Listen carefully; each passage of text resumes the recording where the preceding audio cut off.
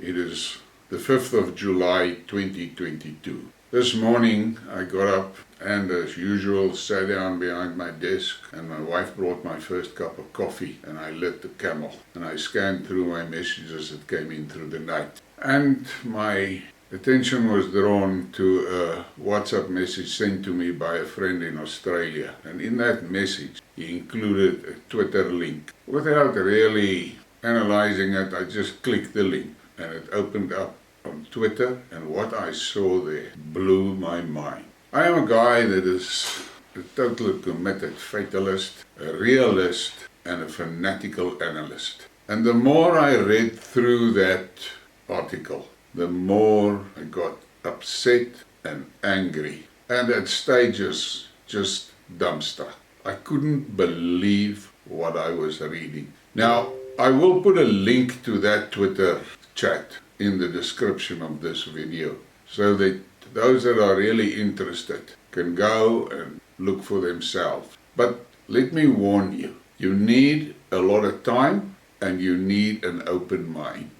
And just read the things that you see there. Read through it and think about it. The tweet was from Arnoud Bertrand. I've never heard of this guy before, and the more I read through that thread, the more impressed I became with his ability to dig up the gems from history. And the main gist of that thread was that everybody should have known that the Ukraine war is coming. And if I say everybody, I'm talking about the responsible people, the leadership of the so-called collective West. They should have known that trouble is brewing. But instead of paying attention to what scholars and journalists and analysts and diplomats were saying, they just bumbled on and got the whole world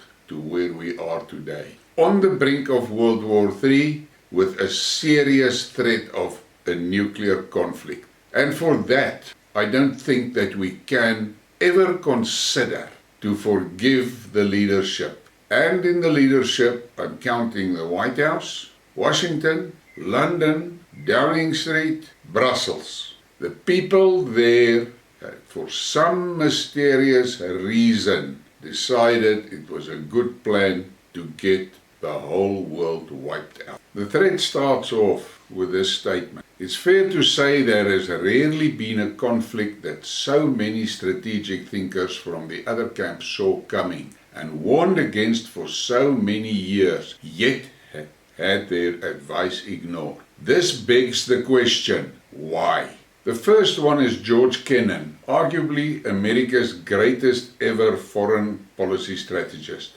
the architect of the US Cold War strategy. As soon as 1998, he warned that the NATO expansion was a tragic mistake that ought to ultimately provoke bad reaction from Russia. Now, this was in 1998 already, that this guy said it. Then there is Sir Roderick Lynn, former British ambassador to Russia, warned a year ago that pushing Ukraine into NATO is stupid on every level. He adds, if you want to start a war with Russia, that is the best way of doing it. I am astounded. Then there is Pat Buchanan. In his 1999 book, A Republic, Not an Empire, by moving NATO onto Russia's front porch, we have scheduled a 21st century confrontation, but nobody paid attention.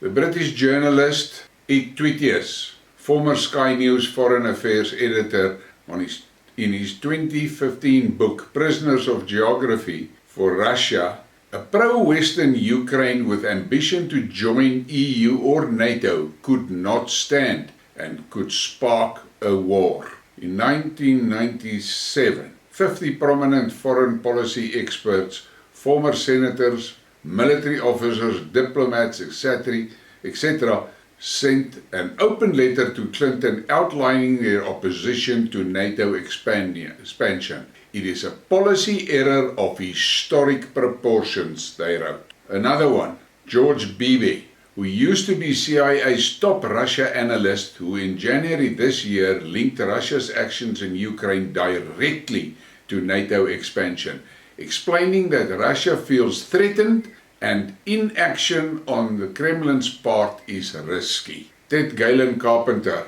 Cato Institute Senior Fellow for Defense and Foreign Policy Studies, wrote in 1994 book that NATO expansion would constitute a needless provocation of Russia.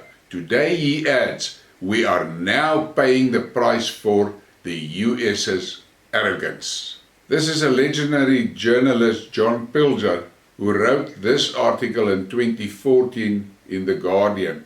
He describes Ukraine as having become a CIA theme park, a situation that he foresaw would lead to a NATO-run guerrilla war. And then there's this Chinese. Chinese experts also saw it coming long ago. This is Chiping Tang, one of China's foremost international relations scholars, writing in 2009. His entire text has recently been republished in an excellent Pekinology Substack. And I'm going to read just a small piece from it. Unfortunately, joining NATO is not even in Ukraine's long-term interest. The hard reality is that if NATO wants to pull Ukraine into their alliance and Ukraine's Russophobic elite want to escape from geography by allying with NATO, the Russian population in Ukraine may want secession. Once it happens, civil war and then partition of Ukraine along the ethnic geographical divide is not an impossibility. And when it comes to push and shove, NATO and the US may still stand by just as they have done in Georgia. No sane US and EU leader will risk a war with a nuclear Russia if Russia decides that it wants to partition Ukraine under the pretext of intervening in a civil war that kills ethnic Russians in Ukraine. Remember, this guy wrote this in 2009. And then there's the presidential advisor, Alexei Arestovich, in 2015. He says that if Ukraine continues down the path of joining NATO, it will prompt Russia to launch a large-scale military operation before we join NATO, with a probability of 99.9% likely in 2021-2022. And he said this in 2015. This is John Mearsheimer, probably the leading geopolitical scholar in the US today. In 2015, the West is leading Ukraine down the primrose path, and the end result is that Ukraine is going to get wrecked. What we're doing is in fact encouraging that outcome. And then there's Noam Chomsky in 2015, saying that the idea that Ukraine might join a Western military alliance would be quite unacceptable to any Russian leader, and that Ukraine's desire to join NATO is not protecting Ukraine, it is threatening Ukraine with a major war. Then Stephen Cohen, a famed scholar of Russian studies, warning in 2014 that if we move NATO forces forward towards Russia's borders, it is obviously going to militarize the situation and Russia will not back off. This is existential. The famous Russian-American journalist Vladimir Potsner in 2018, who says that NATO expansion in Ukraine is unacceptable to the Russian, that there has to be a compromise where Ukraine guaranteed will not become a member of NATO. More recently, right before war broke out, this is the famous economist Jeffrey Sachs writing a column in the Financial Times warning that NATO enlargement is utterly misguided and risky. True friends of Ukraine and of global peace should be calling for a US and NATO compromise with Russia. CIA Director Bill Burns in 2008. Ukrainian entry into NATO is the brightest of all red lines for Russia, and I have yet to find anyone who views Ukraine in NATO as anything other than a direct challenge to Russian interests. This is really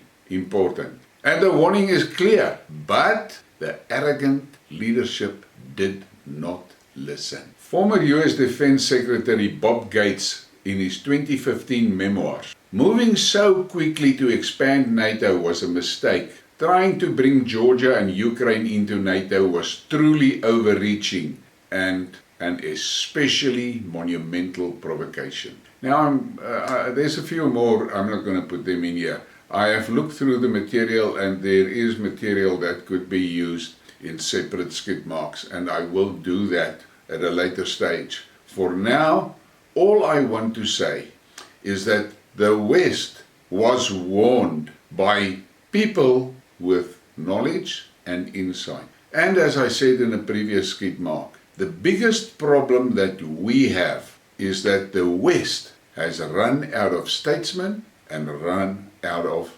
diplomats. There is not people currently in the leadership positions that really have what it takes to manage a complicated, complex, dangerous situation as this where we find ourselves on this day.